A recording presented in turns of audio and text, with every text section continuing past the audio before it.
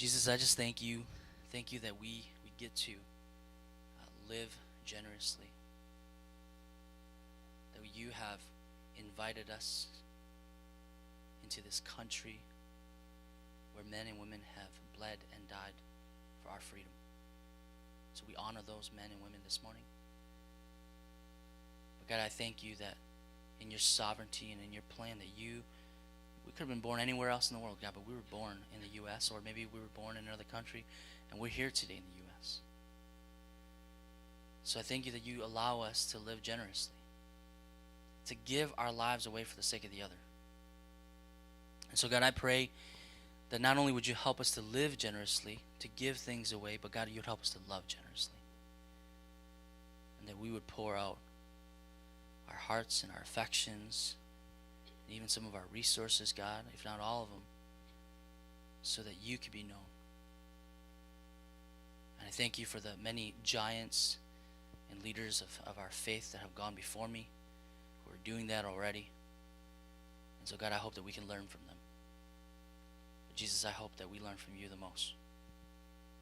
So, Lord, would you take these next few moments and minutes, and would you use them for your glory? Would you be honored, Jesus? Would you be lifted high? As God, just as we talk and as we wrestle with the reality of how our hearts are prone to wander. And so thank you for this time. Holy Spirit, may you speak loud and clear. And we pray these things in your name, Jesus. Amen. How many of you are in a relationship? Right? Everybody here. Right? I'm not talking about BFs and GFs, right? Boyfriends and girlfriends. Or if you're married or if you're not married. But I mean, I'm just talking about relationship in general. And it could be a relationship with your dog. Right? I don't get people and dogs and animals, but that's okay. Or cats. I really don't get cats. Or fish, right? Because I don't know how fish respond. But I think the reality is that we are all in a relationship with somebody or something. And when we're in a relationship with somebody or something, we cannot really force relationship to happen. We can't really force feelings to come out. We can't really force intimacy to happen. And so this message that I've been wrestling with for the last few weeks, and the crazy thing is that our district superintendent, he constantly hounds all of us pastors about this, and it's something that as I've been praying and as I've been wrestling with, because we kind of a few weeks ago I made a decision. We're gonna scrap the plan that we had for teaching for the month of April and May, and I just want to spend a few weeks just saying, Jesus, what do you really want to say to us before we head into the summer? What do you really want Refuge Church to focus on and wrestle through as we head into the summer? And as I prayed and as I've been wrestling with this thing keeps coming to my mind, and not only does it come to my mind, but I actually have to live it. Right? And it's funny how when God has pastors or preachers or teachers or speakers share on stuff, he puts them through the trial themselves. And man, I have been failing. And so I just want you to know today, the thing that I share with you, I still wrestle with. I think we all have an intimacy issue in this room. I think we all have a relational issue in this room. Every single one of us. And if we're honest with ourselves, our relationships, whether it's with our kids or our family members or our wives or our husbands or our friends, right? Or even our dog or our cat, it could be better. It could be more loving, and it could be more patient, it could be more kind, it could be more gentle. And I sit here and I go, what is Jesus saying to us? And so this morning I want to focus on the reality that I believe that Jesus is inviting us to more intimacy with himself. That it's about him. It's not about the things that we can do for him. It's not even about the things that we can portray or the trophies that we've won in the Christian world, and these are the things that I'm doing. These are the accomplishments that I've made, or these are the people that I've led to Jesus. I mean that stuff is good. But someday when we stand before Christ, I just sit here and I go, man, will we know him? Will we say, I'm in love with this guy. I'm in love with this Jesus who died on a cross for me. Or I say, hey, Jesus, look at all these things I've done for you. Look at all these people that I've led to Christ. Or, And even 2 weeks ago when we talked about evangelism, like I don't want you to share your faith out of a compulsion or out of a you're supposed to, but out of a because I love the guy who died on the tree and that he is fully man and fully God, and because of that, I cannot help but talk about him to other people.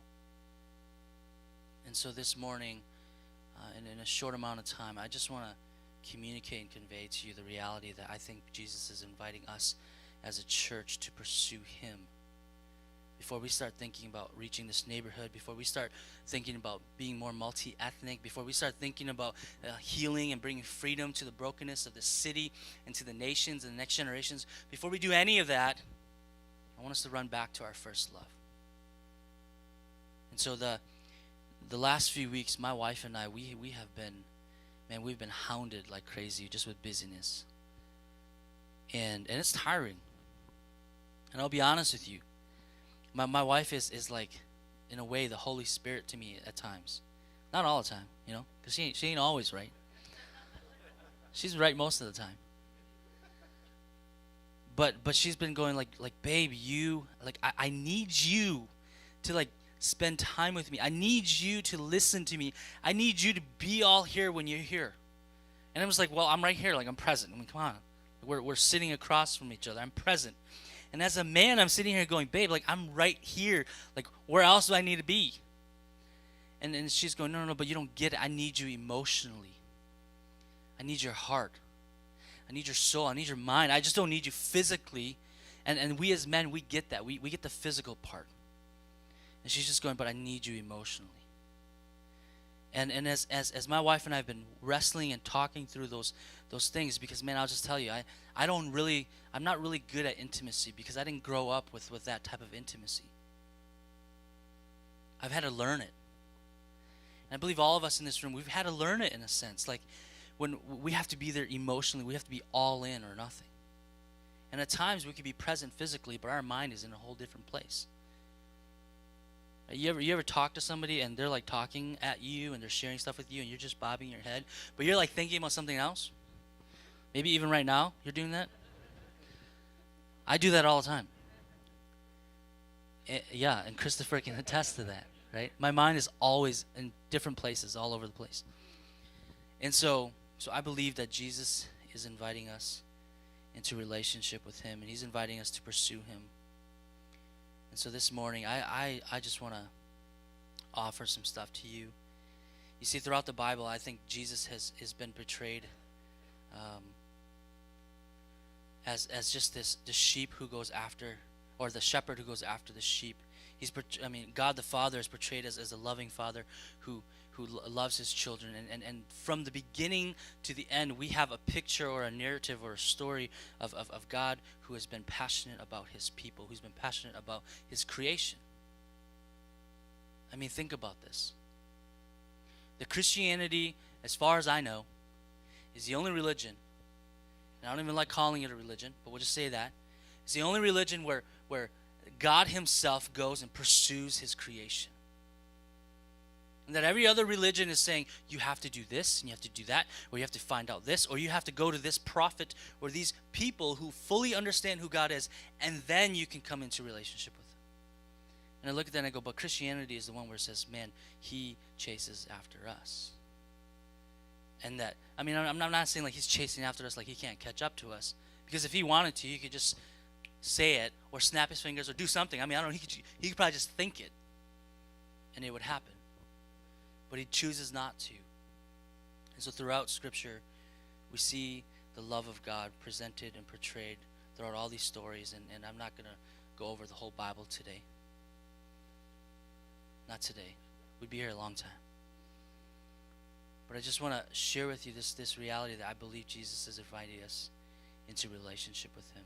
And that this is what matters most. That it is out of this relationship, it's out of this reality that we can stop being ritualistic. We can stop just respecting God because he's God, but we can actually be in a relationship with him because he's God. And that this is the Jesus that we serve. This is the Jesus that we just sang about. This is the Jesus that hung on that tree, that rose from the grave, not on April 1st, but thousands of years ago. And so I just want to quickly go to Revelation chapter 3. If you were expecting an expository message this morning, this is not. This is more topical. And I believe that this is for us this morning. So Revelation chapter 3, verses 15 to 20. John is writing one of the letters to the church in Laodicea, in the Middle East there. And Laodicea is this well-known, wealthy city.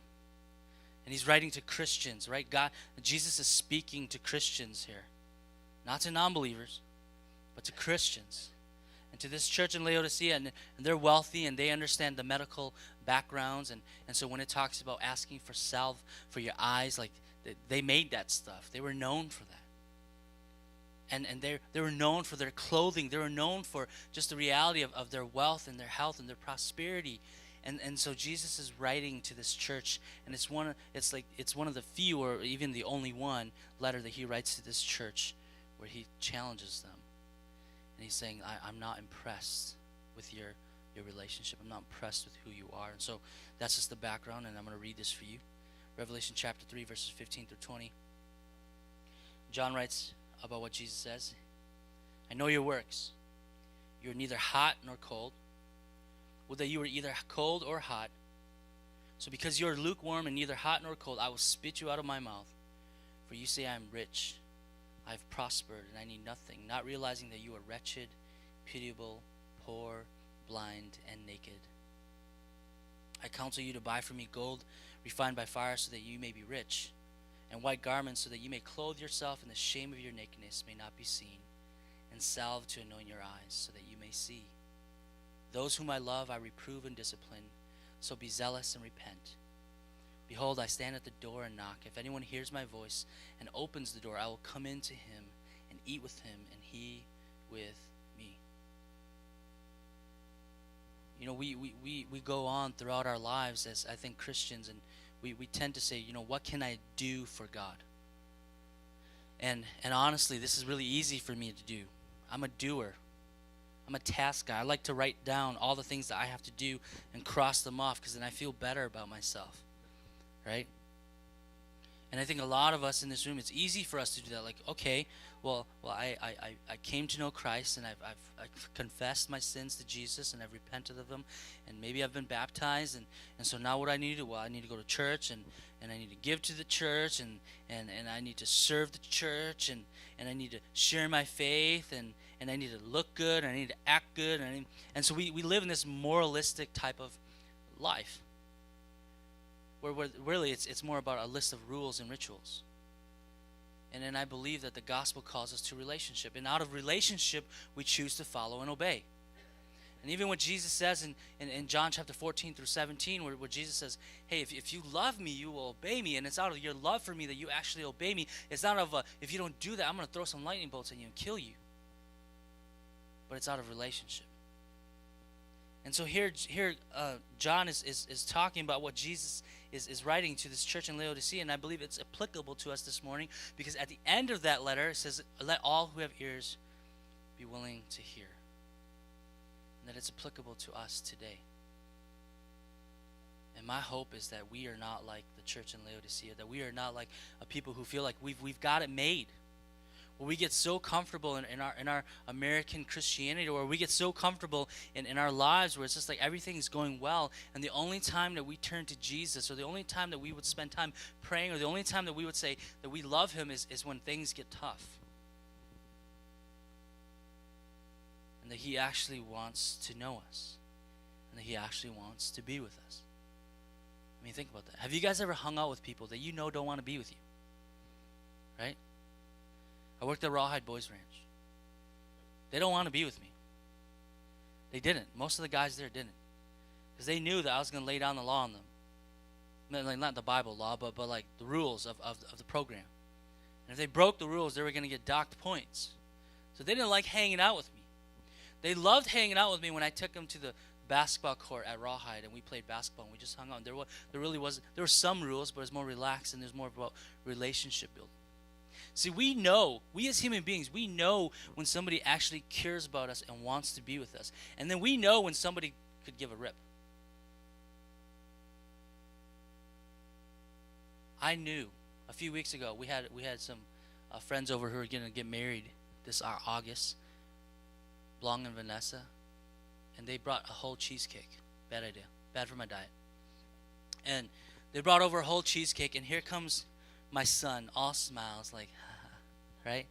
I know exactly why he's out here. That brother he didn't want to be with me, right? He didn't want to be with Blanc and Vanessa, and Amanda was doing something else. And so I'm looking at Silas. He's got smiles. He's like, Daddy, I just want to give you a kiss, right? Like, Daddy, I just want to give you a hug. And I'm like, dude, you're supposed to be sleeping right now. He's like, no, but I just want to give you a hug. I don't want to give you a kiss. Well, the whole time he's saying this, he's eyeing the cheesecake, not me. So I knew he didn't want me. He wanted the cheesecake. And I think so often in our walk with God, I think sometimes we don't really want Jesus. We want what he can give us. Sometimes our prayers, sometimes our even our moments of reading the Bible, and sometimes our times of like pray and fasting and or even giving, we give or we fast or we pray or we read the Word because we go, if I do that enough, maybe God will protect me, or maybe God will provide for me, or maybe God will give me health or wealth. And that's not the gospel. That's not the good news. The good news is that God pursues you and me, and that he wants relationship with us. And this letter to the church in Laodicea, as John writes, that he actually is saying, why don't you come to me? That I counsel you to buy from me gold refined by fire so that you may be rich. And that he's pretty much saying, I have it all. And so think about this. I think it's this simple. God the Father laid down his Son for the sake of you and me. And he allowed his Son to be bloody, beaten, and battered on this cross that sometimes we as Christians on Good Friday, we celebrate. And he allowed his Son to do that, to give himself. And think about this, that Jesus Christ, fully God, would allow his creation to just drill some nails through his hands and through his feet, and that even before that he would allow us to lash his back 40 times. And I know Mel Gibson's video, Passion of the Christ, is just a picture of it, but we don't even know half of it. And I sit here and I go, did he not prove his love to us enough already? What else does he have to show us? That I loved you that much, and that I pursue you, and I recklessly care about you. And so why are you pursuing other things? Why do you feel like you keep having to do things for me to tell you that I love you? I've proven it to you. What do you got to lose? And I sit here and I go, he's right. What do I have to lose? I have much to gain. And so Refuge, my brothers and sisters, I just want to invite you to grow in that relationship with Jesus, to grow in that intimacy with the God who loves you and who cares about you and who has proven his love for you already. And he's shown it to you. And that the reason why you do pray is because of a love for him. The reason why you want to give, and the reason why you want to serve, and the reason why you want to even come to church or come to be with the church is because you love him and you love his people. So just a little side note there. If you want to tell me that you love me, love my kids. Love my kids really well. And I don't know that you love me. I think one way that we can show God practically that we love him as the Father is to love his church, to love his children.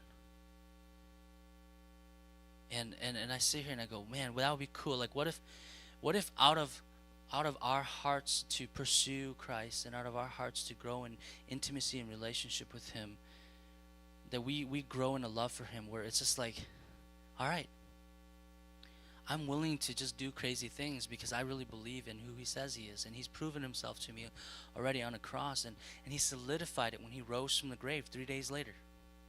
And so I don't have to be afraid of these things. And I know who I serve.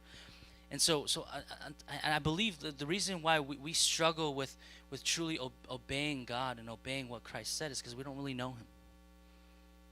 We don't. We hear of him from other pastors or preachers. We hear of him from friends or family that tell us about Jesus, but we personally don't know him. And I know today sounds a little individualistic, and I'm okay with that. I want it to be, because I want you to wrestle with your intimacy with Christ on your own first, and then invite other people into that as well. And then I want you to pursue Christ for who he really is on your own first, and then invite other people into that. And so you might be asking, well, what does this look like? Like practically, I mean, you keep talking about that, but what does it really look like for us to begin to pursue Jesus? Like what are some of the practical ways that we can do that? So before I go into that, I just want to say this last thing. In that verse in Revelation chapter 3, it says that Jesus says, I stand at the door and I knock. Right? And Andy Stanley has this great thing. He's like, man, he knocks. He's not pounding down the door. He's not being like, hey, bro, if you don't open this door, I'm going to pound it down. I'm going to kill you. Right? He's just knocking. And he's waiting patiently. And what does it say? He says, but if anyone who hears my voice and opens the door for me, that I will come in and dine with him and he with me. And that whole idea of dining, that in the Greek, that word that's used there, right, there's different words for breakfast and lunch, and he uses the word for dinner. And in that age and in that time, the idea of dinner, it is a long process. Right? I had the privilege of being in Iraq last March, and we went to somebody's house for a meal.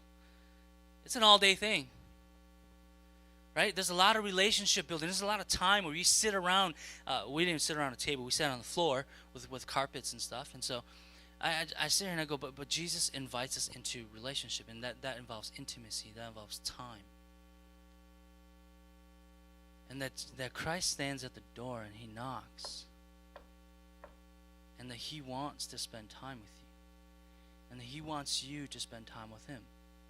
And he wants you to grow in relationship with him. And for all of us, that might look a little different. It really does.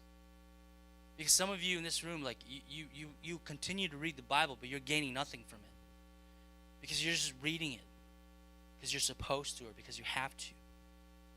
And what I hope is that you begin to see the words of God and the words of Christ, these 66 different forms of literature that are given and formed and fashioned into what we call the Bible today, that you would look at it as what Dr. Larry Crabb says, God's love letters to us. And that you would see it as his words, you see it as life. That in the same way that my wife communicates to me and I need to hear those words, I love you, I need to hear those words, I trust you and I care about you and I'm for you, it's the same way that God is reminding us of his love for us. And that you would begin to see the word of God in that way. And that when you have conversation with him and when you pray to him, that you begin to see it not as I'm just sharing empty words that are just kind of going into empty air and I don't know if God even hears, but that it begins to be more of no, I need to have conversation.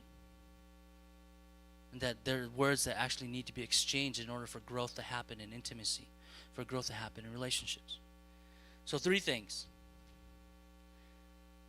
I want to encourage you guys that in order to grow in your intimacy with God, in order to grow in your relationship with God, you need time. You really do.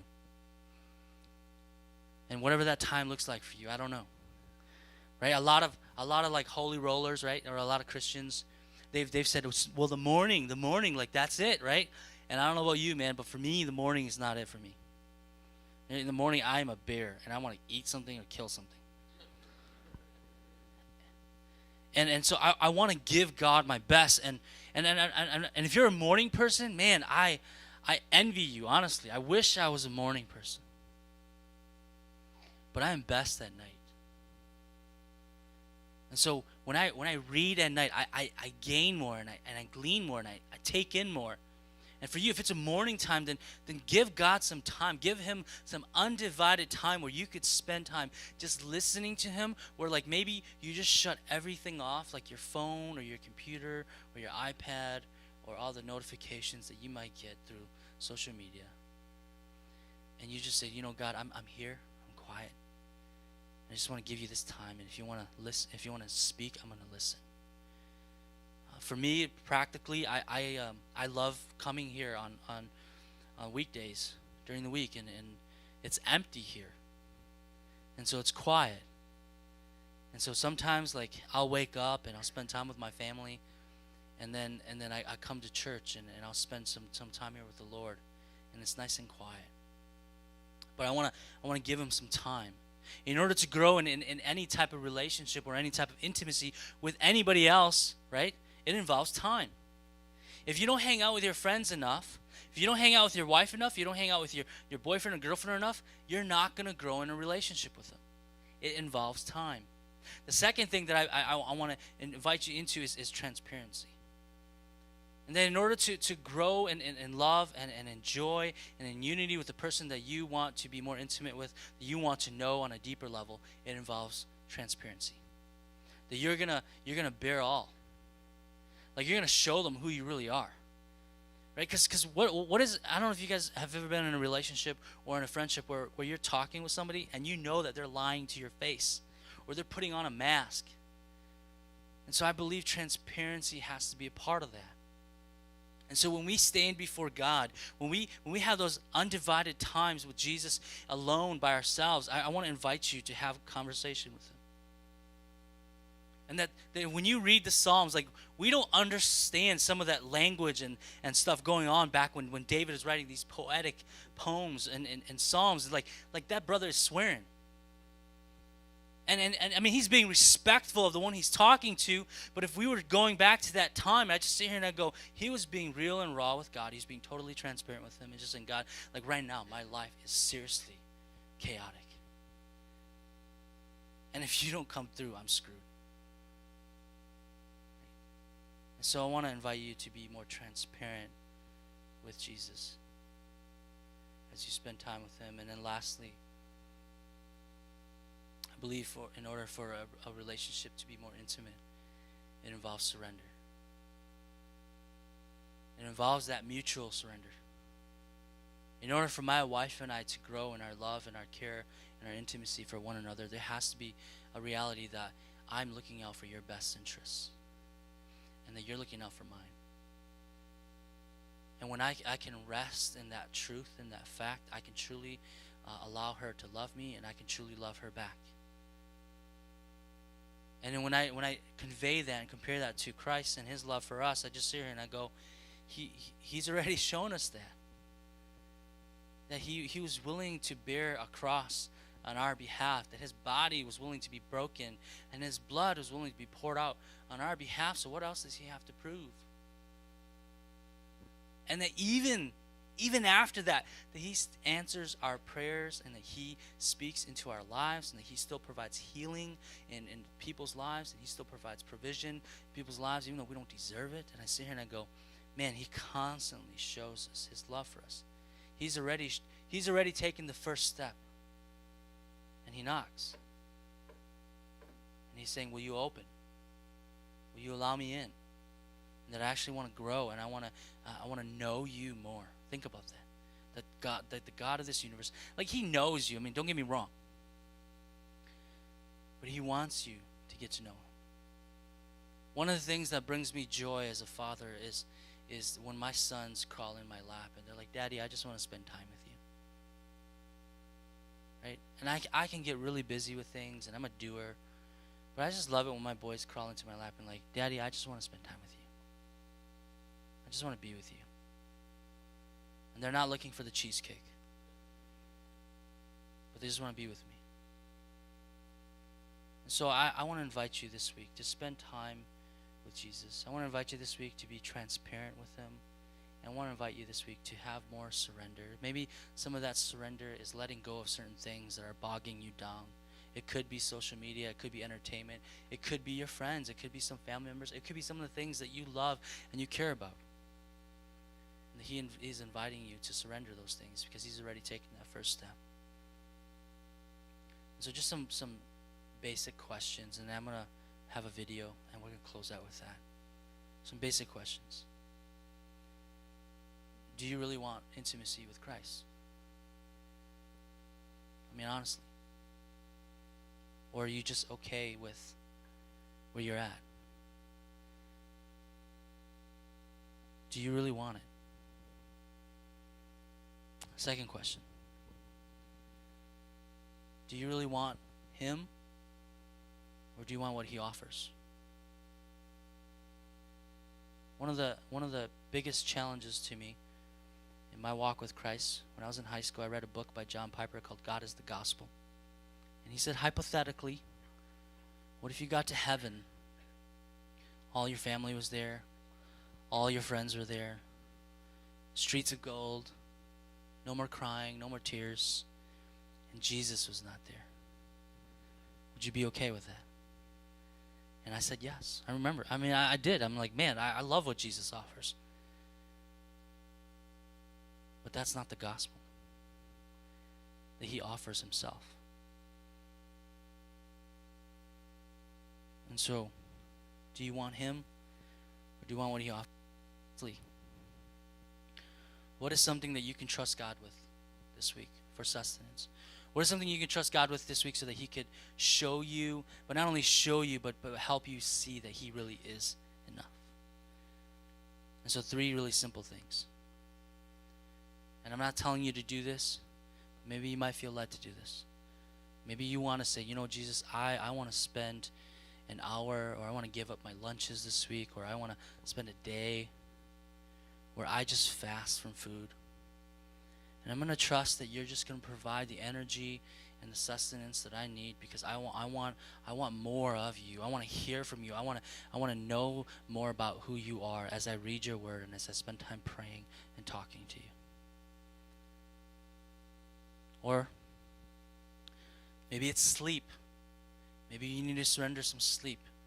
So, you know, God, maybe I want to wake up earlier, or I want to stay up later so I can have undivided time with you, Jesus, to be transparent with you and to surrender some of the things in my life over to you.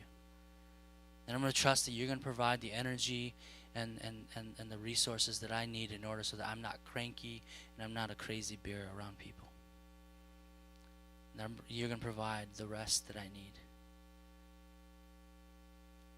Or maybe it's setting aside some of the things that are holding you back from spending time with him. So it involves time, it involves transparency, and it involves surrender. And that he stands at the door and he knocks. And that he invites you to open that door so that he could come in and dine with you and have a relationship with you and know you deeper and to love you more. So let me pray, and we're going to watch this video about who Jesus is. That this is the one that we are pursuing, and that this is the one that invites us into intimacy and relationship with him. So let's pray. Jesus, I just thank you for this morning. Lord, I hope that the words that I have said have been clear and concise, Lord, and glorifying to you. God, if there's anything that I said that is offensive according to you, Jesus, that you would clear it from our minds, God. So I thank you that you offer grace and you offer mercy, even for the men and women like all of us in this room. And so, Lord, may we allow this spoken word video, God, to challenge us, to remind us about who you really are. And thank you that we get to do this, Jesus. And I pray these things in your name.